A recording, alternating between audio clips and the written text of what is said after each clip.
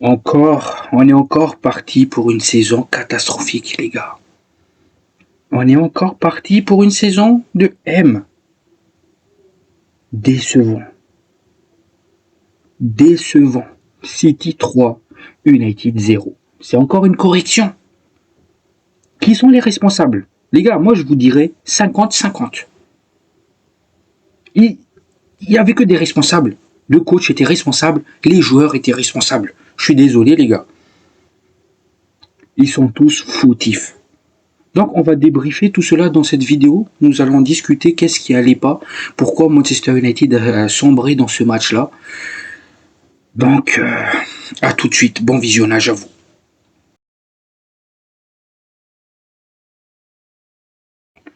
La famille, bonjour à vous.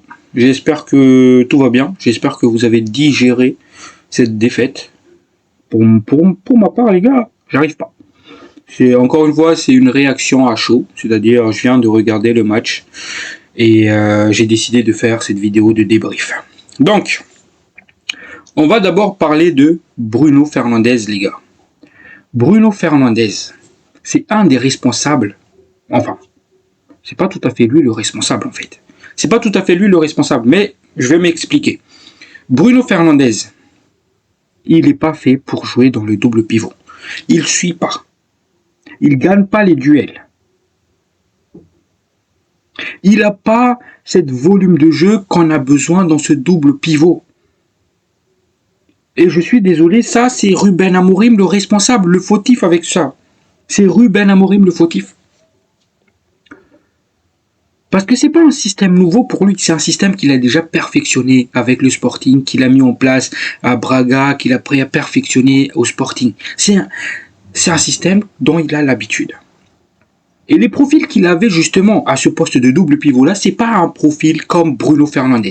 Que ce soit au Braga, que ce soit au Sporting. C'était pas les mêmes profils. Au Sporting, il avait Ulsmond et le japonais là, je sais plus comment il s'appelait, Tanaka, je sais plus. C'est pas des profils à la Bruno Fernandes. C'était ça son double pivot. Au Braga aussi, c'était pareil. C'était des profils différents. C'était des milieux de terrain avec des gros volumes de jeu, impact défensif. C'est pas le cas de Bruno Fernandes. Il est à la ramasse. Défensivement, il est à la ramasse. Donc tu te fais casser, tu te fais briser par quelques passes au milieu de terrain. Une passe, tu te fais casser.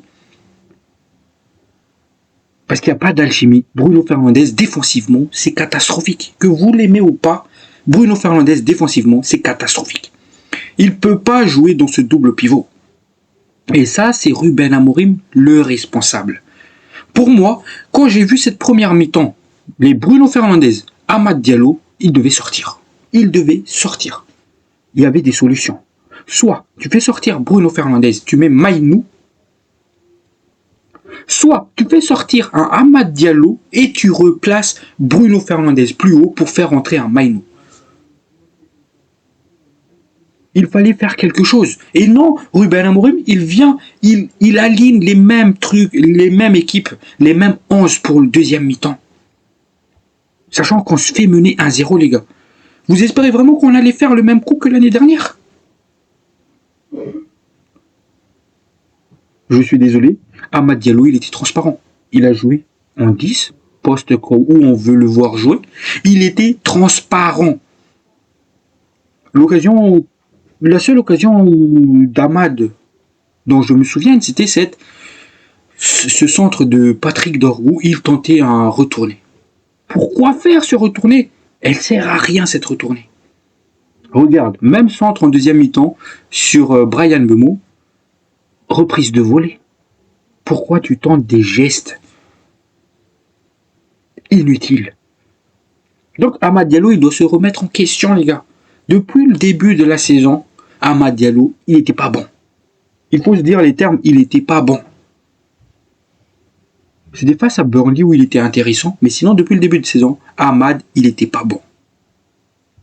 Donc, Bruno Fernandes, ça c'est la faute à Ruben Amorim. Amad qui n'est pas bon. Et il n'y a pas que ça, les gars. Tous nos joueurs, ils n'étaient pas bons. Bayendir, zéro assurance. Luke Shaw, ah bah oui, Bah oui, il y a Luke Shaw.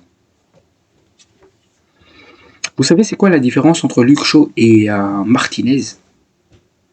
C'est que Martinez, pied gauche, pied droit, il va te casser les lignes. Il va te faire cette passe magnifique. C'est ça Martinez. Luke Shaw, il va avoir la balle, il va attendre, il va perdre du temps, il va ralentir le jeu, il va chercher son pied gauche pour faire la passe. C'est ça la différence entre Martinez et Luke Shaw. Luke Shaw, c'est un mec qui va ralentir le jeu. Pourtant, il a une capacité de passe, mais il va ralentir le jeu. Tandis que tu as Martinez qui va toujours accélérer. Parce que pied gauche, pied droit, il est bon. C'est ça la différence. Luke Shaw, aujourd'hui, c'était catastrophique. Premier but. Ok, il n'était pas le seul responsable, mais il faisait déjà partie des mecs à pointer du doigt. Parce que le petit crochet de Dorgu, qui met comment il s'appelle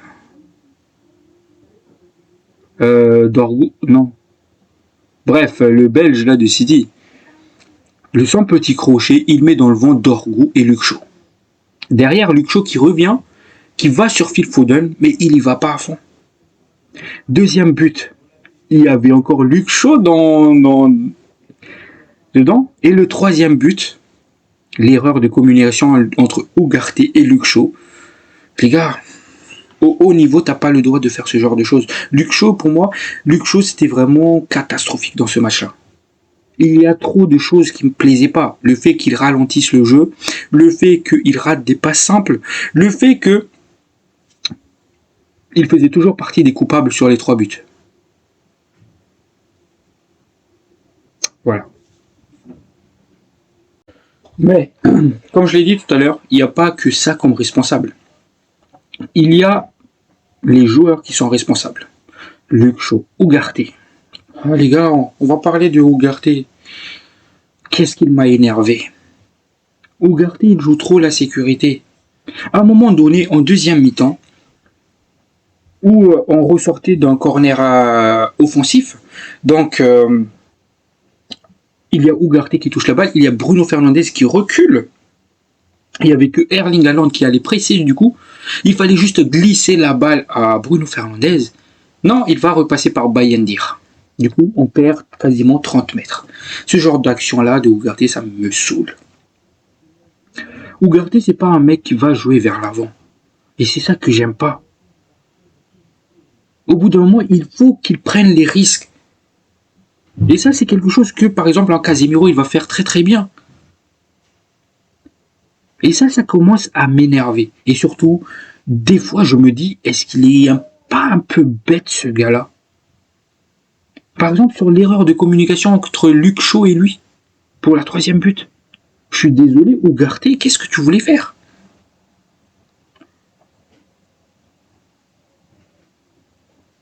Ugarte, il est pas bon. Il est pas bon, il est nul. Moi, je garde plus espoir en Ugarte. Il me déçoit toujours.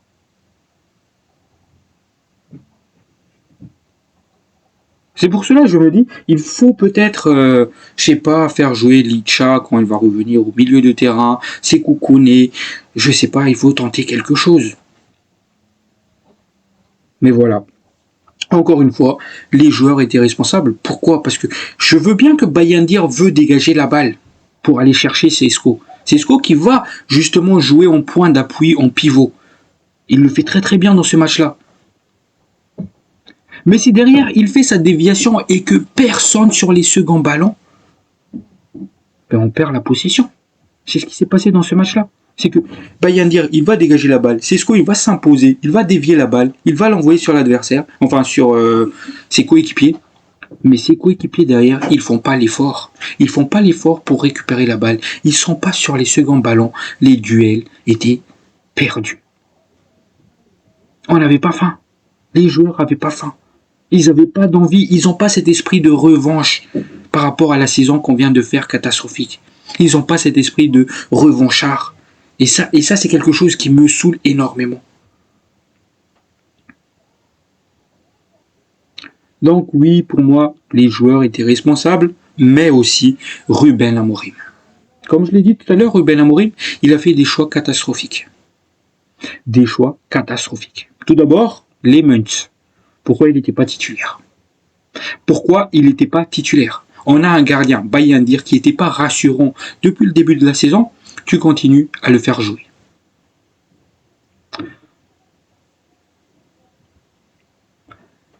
Deuxième, le côté favoritisme. Je pense que Ruben Amorim, voilà. Non, en fait, je suis sûr. Favoriser toujours en Bruno Fernandes. Non, c'est bon. Au bout d'un moment, moi, j'en veux plus, les gars. Je veux plus.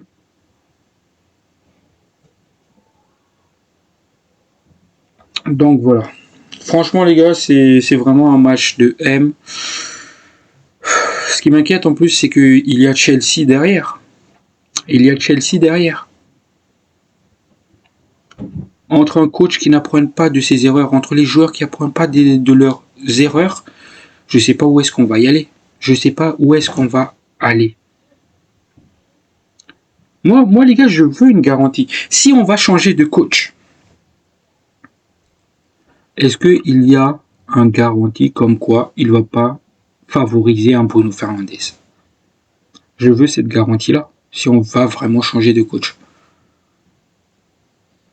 Il y a des joueurs aussi qui doivent aller sur le banc. Par exemple, un Amad Diallo. Tu as fait une très très bonne saison l'année dernière. Mais moi, ce que tu m'as fait dans ce match-là, je suis désolé. Je sais que c'est votre chouchou, les gars, mais il faut dire les termes. Amad Diallo, il n'était pas bon. Il faut qu'il se remette en question. Est-ce que Ruben Amorim est l'homme de la situation? Moi, je crois pas. Je crois pas parce qu'il continue à faire les mêmes erreurs. Les mêmes erreurs qu'on n'aime pas. Continuer à faire jouer un Bruno Fernandes dans le double pivot. Quelque chose qu'il n'a jamais fait avec le Sporting, avec Braga. Il n'a jamais fait cela. Un joueur avec le profil de Bruno Fernandes, il n'a jamais joué dans son double pivot. C'était toujours des milieux de terrain avec un gros volume de jeu, que ce soit défensif, que ce soit offensif. C'était des milieux box-to-box. S'il veut vraiment titulariser, comme je l'ai dit les gars, s'il veut vraiment titulariser un Bruno Fernandes, qu'il le fait, mais en tant que numéro 10 ou faux numéro 9, mais pas dans le double pivot. Parce que tu fais jouer un Bruno Fernandes dans le double pivot, tu te donnes toi-même une balle dans le pied. Tu vas pas avancer.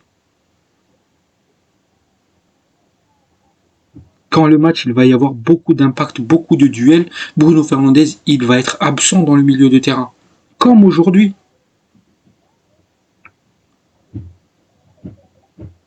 Je parle là de côté défensif, évidemment, pas offensivement. Bref, les gars, j'ai fait le tour de tout ce que j'avais à dire. Sur ce, prenez soin de vous. La paix sur vous. Ciao, ciao.